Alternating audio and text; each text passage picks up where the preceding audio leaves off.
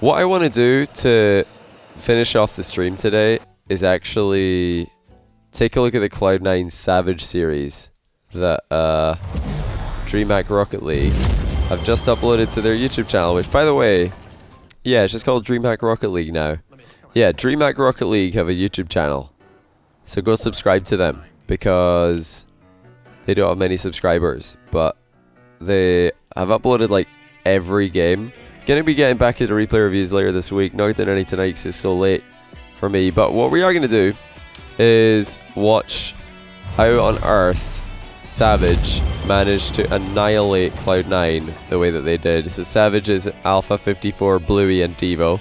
Devo and Bluey will probably not need an introduction to most people, but Alpha 54 might be a new name for people who have not been following the EU RLRS scene. He is, however, a very, very gifted player. I believe going into DreamHack he was a rank 1 player in the 2v2 ladder with 2300 points. That was before the season reset. Don't know if that was actually the case or if he lost some points, but he went in as an absolute monster, and this was his first ever time playing on a non-60 FPS laptop. It's actually the same for Flakes, who's in chat right now. I think he was in the same boat as Alpha, upgrading from 60 FPS laptop to a really, really nice PC for the first time and seeing how well they did. Now, Alpha told me on day 1, because they lost to Rogue 3-0 on day 1, he said that they just didn't feel that confident. It was the first day at the event. They didn't feel like they were playing very well, and yeah, they just got behind and started like just got from bad to worse. But after getting in on day 2, they felt great, and they were expecting this to be a really tough match, of course, against Cloud9. But they knew they could get the win, so Devo, Bluey, and Alpha looking to get an upset win here. Definitely it would be an upset if they get the win. So first thing to note there is we just saw a double commit from Savage, and this is something when I was casting their games and watching their games, cheeky wee flip reset from Alpha there, I noticed that they actually do double commit quite a lot on offense, more than the other teams that made deep runs in the tournament, except maybe Vitality, but they just double commit and triple commit for everything. Jokes, but not really. And Savage double commit a lot with their front 2 players. By that I mean their player who's farthest forward on the field will often double commit. Look at this ball chase by Alpha, by the way. Beast. Just completely ruined Squishy by getting there way faster than he thought he would. But the thing that Savage do really well, or at least they did in this tournament, was they did not, like almost never, they never double committed with their last man, which is so key, because when you have 3 players who like to kind of defend quite passively from the 3rd man position, they don't really rush challenges that much. It's the sort of thing you'd expect to see from a, you know, actually I was going to say from a Cloud, I was trying to think of a Cloud9 player who would do this, but none of them do this. They all ball chase the 3rd man. You see this from Violent Panda actually on Dignitas a lot. You see it from pretty much everybody on Savage. You saw it from Fairy Peak actually on Vitality this event. There's quite a few players who are really good at not ball chasing as 3rd man. Garrett G on NRG is another good example. Rizzo actually for G2, another example I've seen do this very well. Just stalling, you know, just wasting time to get your teammates, let your teammates come back and help you. This is something that I've criticized Cloud9 off in the past. I think they actually push up a lot too far with 3rd man, sometimes get caught out of position. Squishy's actually just kind of done that right now, but it's also just a misplay and maybe boost issues. But yeah, we've got 2-0 Savage. And at this point, a lot of people are wondering, okay, is this team legit, or like what is going on here? Are Cloud9 just having a bad start to this series? What's the problem? So the biggest issue that I've noticed from watching this game and you know, seeing it live and then watching it back is that Cloud9 are quite happy to just let Savage do their thing. They don't you know, like to try and intercept passes that Savage are making too much, or like try and intercept what plays Savage are making. They just challenge late for things. They'll realize that that Savage are going for a ball and they just go for the same ball. So if Savage are quick, you're probably just going to get beat. I think that's not really the right way to play against Savage. The right way to play against Savage is to look at everything except the ball, is look at what they're doing off the ball, try and intercept like their passes, trying to intercept their players who are making making runs, try and demo their players who are making runs. This is how you can disrupt Savage, and it's actually one thing that Dignitas were doing really well when they played them, is they were just making demo plays work all over the field. And the first game they played Savage, they were actually just intercepting a lot of plays. But yeah, there's another double commit for Savage in offense. But what does Alpha do? Does he challenge? Nope, he just slows it down. No big deal. No, it's fine. We're gonna be all good, because although you double commit with 2 men who are really far forward, you've got 1 back. That's the key.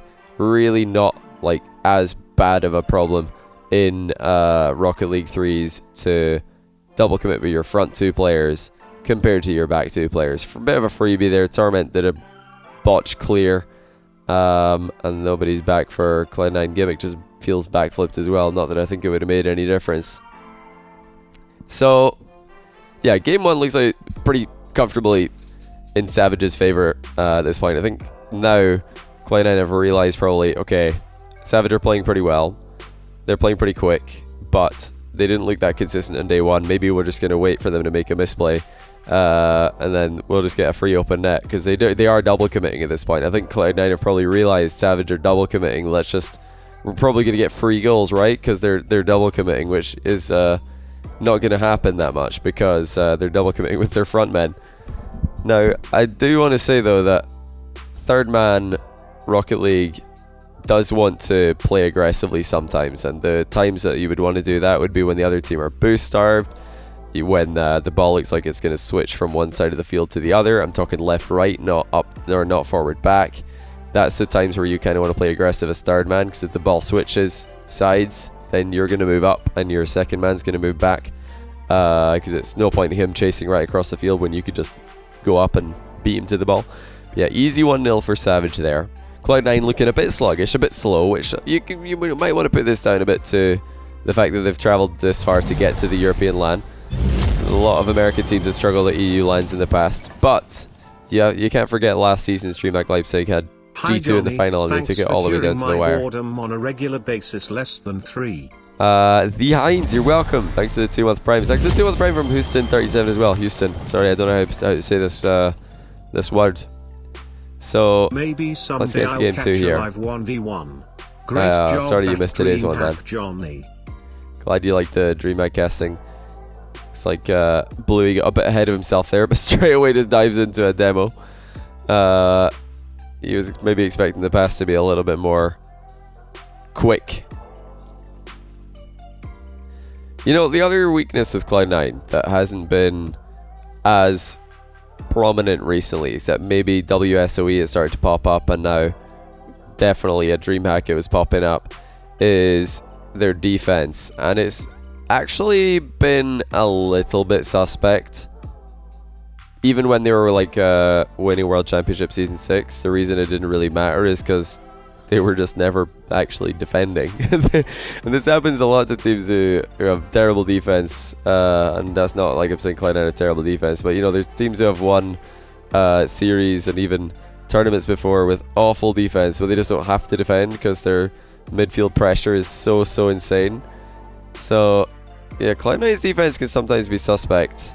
I know Gimmick's been called into question a lot in the past about his goalkeeping skill. You know, you compare that to a Bluey who seems like he just saves everything regardless of what boost he has. You've definitely got a bit of a weak spot there for Cloud9, I would say. And then you take you know, the lack of ball chasing in defense from Savage as their third man, compare that with Cloud9. I think you got a lot more ball chasing in Cloud9's defense. Even Torment has done that. I've seen him do this. He'll just rush in as third man and just hope that it works. Which, you know, sometimes does work. Sometimes you catch the other team off guard because what you've done is like not expected, because it's kind of silly. And it only works when you surprise the other player. Who do you think is the defense? Who do you think has the defensive role like Torment? On Savage, the most defensive player for them this tournament was actually Devo, funnily enough. Bluey had the most saves, I think, and I didn't see like a, what do you call it? I didn't see like any stats on saves, but I think Bluey had the most saves because he had a lot of clutch saves. But Devo had ridiculous control in defense. Like I couldn't believe, I'd never honestly seen him play this well defensively. That's a bit cheeky by Alfie. He shouldn't be ball carrying there. He should be just getting the ball beside his car and dodging into it. The ball carry is good if you've got more space to get it on top of your car, flick it over the challenge, but he did not even have vision there, far less time to make a flick happen, so that's very careless by Alpha. Yeah, you'll notice if you watch more of this tournament, you don't get to see too much of it in this series because Cloud9 didn't hardly get to attack. Savage were pretty dominant throughout. But if you watch other Savage series, which were closer, you'll see just Devo controlling the ball in defense very well, playing keep away fantastically, keeping it in safe locations, not really panicking. He was very comfortable dribbling in defense, which is impressive. And he's always, of course, been pretty good mechanical player, so it's not that surprising to see. This is the game that has a very interesting goal by Alpha 54 later, which I can speak to you guys about because I talked to him about this goal after the match, and he had a couple of very interesting things to say about it, which I'll bring up when it happens. I think it's not an overtime, is it? Yeah, he missed as soon as I said he has good mechanics. I know. I'm even caster cursing games that I'm not even casting. I had a beast of a caster curse this tournament. I can't remember, what was it again? I swear. I remember what it was. I was saying Yukio's not hitting his shots. He has to start hitting shots top corner, and then he literally next second top cornered an aerial. I was like, alright. It's good speed by Bluey, but I think might have been better left for Alpha there. So yeah, how do you beat Savage? I guess a lot of people are going to be asking. It's not easy. These guys are actually good enough to beat anybody. That's the facts. But you don't want to let them do their thing. You don't want to let them play their game. Teams that I've seen do really well against Savage in the past, one of them that went really back and forth last season was Triple Trouble. Or I don't know if they were Red Reserve at the time. And usually the way that they would do it would not be to sit back and counterattack. It would be to bring the game to Savage. And that's not by trying to race them for aerials, not to try and race them to the ball, because they're probably faster than you. Alpha taking the ball past 2 there. But it's by being smarter. You gotta try and be playing off the ball, like I said earlier. I think that's the key. That could have been a goal, actually. Casting our LCS this year. I mean, not that I know of. Yuki believed in the heart of the cards to make that shot. That's probably what it was, yeah. So, yeah, where Cloud9's problems lie, I think, is predominantly defense, actually. But, yeah, they did seem to struggle with Savage's style. I don't think they've played against anything like this before. Like, such speed. I don't think they've been outmatched in speed this badly. Maybe even ever. Except maybe when, if Justin or Garrett G are both popping off. Was this the ball? I want to show this. This is a gimmick with an aerial 50-50 there. But he got a flip reset on the aerial 50-50. Look at that. Nasty. Really, really nasty play. Should have probably been a goal. I don't know. I need to see this again. But this, led to a shot for, was that Squishy? Which, yeah, I don't know how Squishy's missed that. That's just an open net, effectively. So he's beaten it completely. Papa Smurf, cheers to the 22-month Tier 1. Hi, Welcome John back, buddy. Boy, love home. Congrats Maybe on it was a being harder the shot best than it looked, but it looked like an open net. Congrats to Best Caster at DreamHack. Wait, did I win an award? Hope I won an award. Do you think Savage is more ground or aerial play team? Oh, it's good. It's more aerial play, but isn't every team more aerial play in 3v3? They're definitely not afraid of their ground plays. In fact, compared to some other top tier teams, they make way more ground plays. But yeah, it's definitely mostly air. Okay, one other thing I was going to mention about Savage that makes them so hard to defend against is when they're going for backboard passes, they absolutely boom the backboard. And I think this is really, really good strategy to do, because the harder you hit the ball into the backboard or the post, or if you plan on missing the goal because you think a shot on target would be saved and you're going to hit a surface around the goal, generally you want to hit it as hard as you can, because your teammates are going to be coming from behind you, and the harder you hit it, the faster it's going to reach them.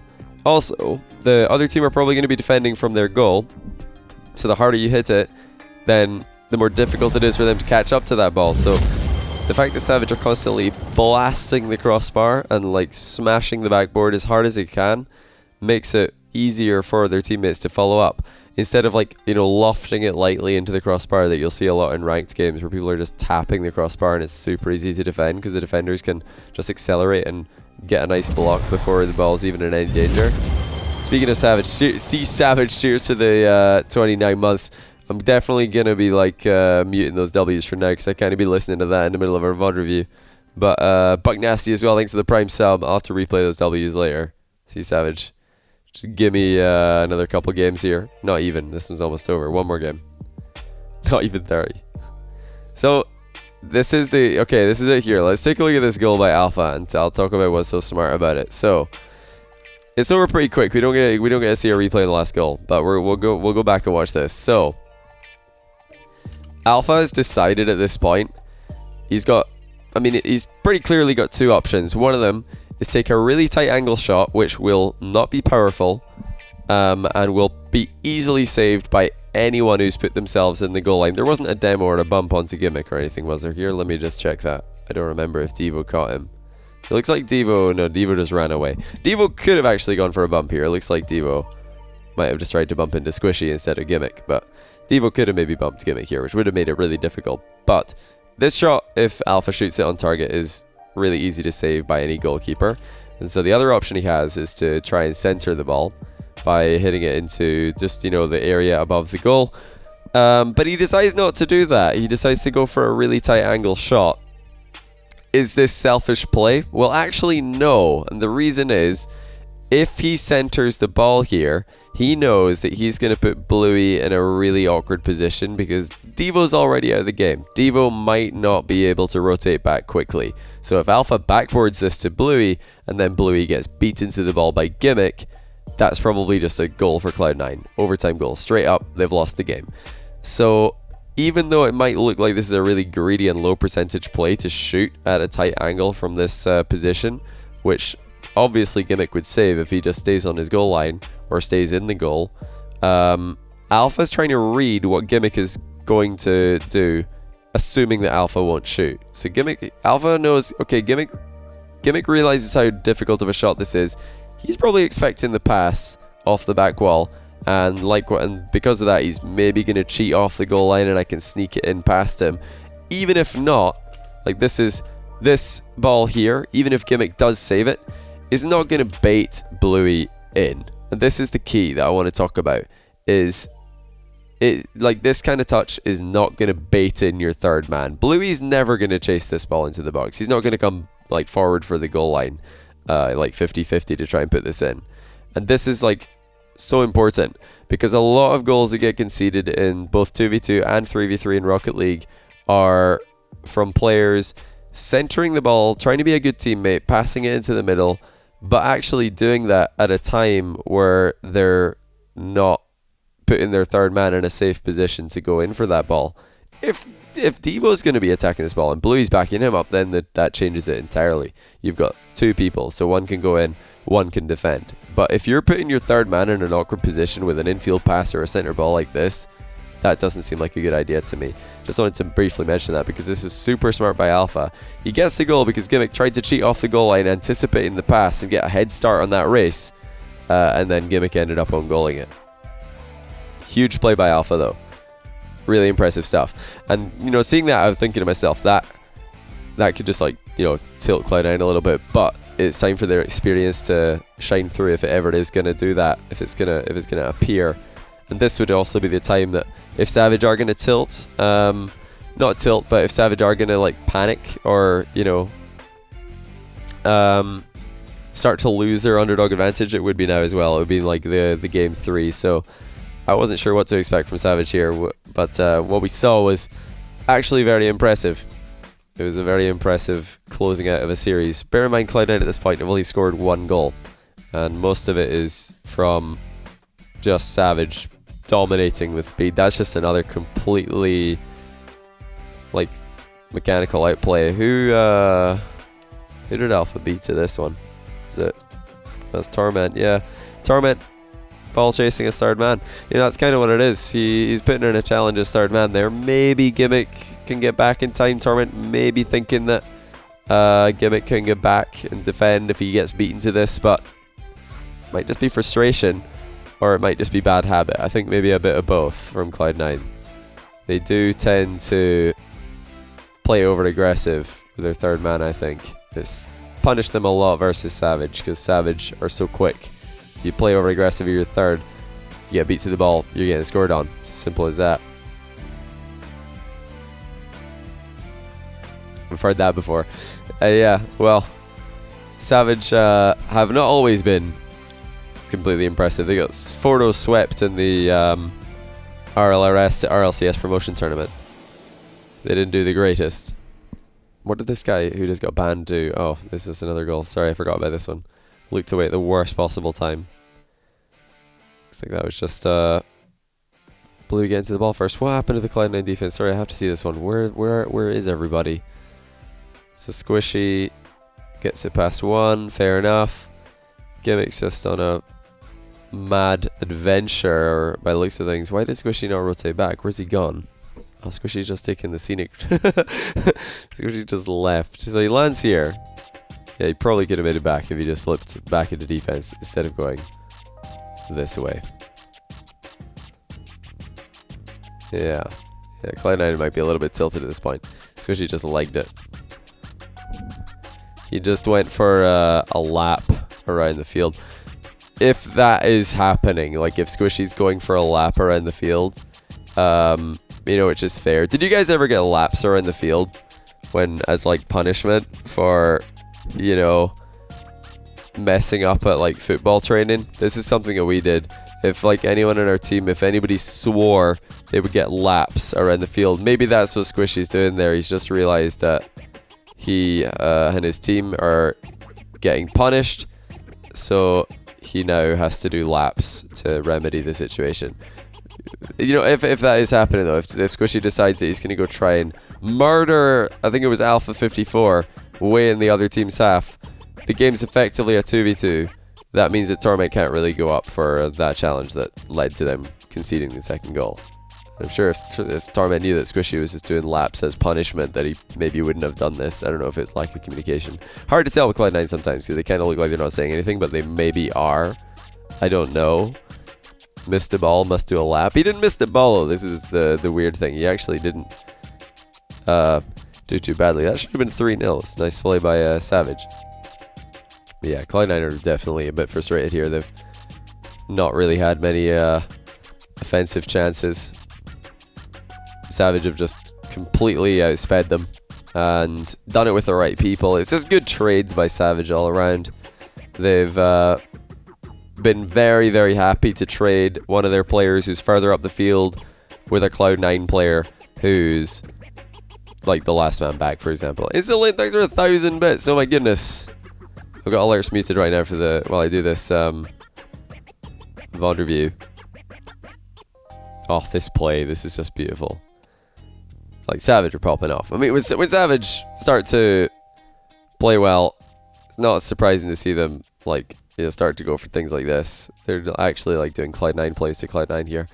DDX Darkens, thanks to the 13-month Twitch Prime. Welcome back. I appreciate it.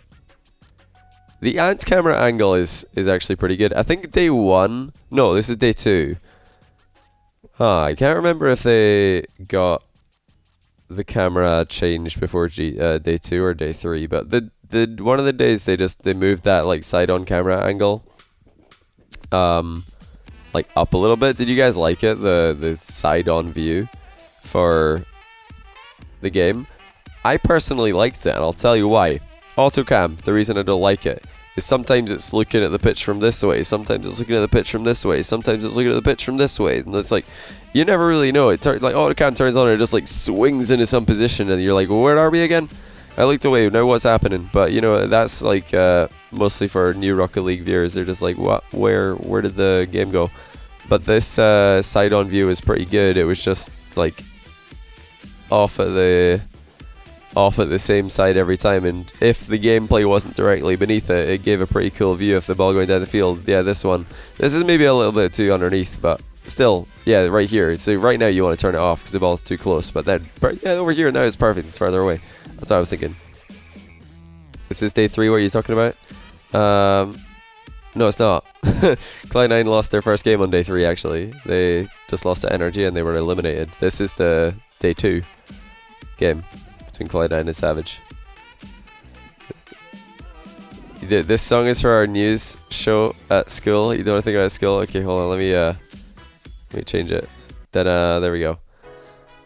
But yeah, I think I've covered everything I wanted to cover with this this replay review. There was a couple things I wanted to talk about that were interesting. A couple things I talked to players about. I don't know if I want to like tell all the secrets that players spill. I'll keep a few for later. But yeah, there was some really interesting conversations I had with players at DreamHack. That's one of the cool things about doing live events. I could just hop over and talk to a player and be like, hey, so how was that? How was this series against this team that happened off stream? What was it like? What happened? Did you guys crush it? Yeah? And then they're just like, no, we got swept, sorry.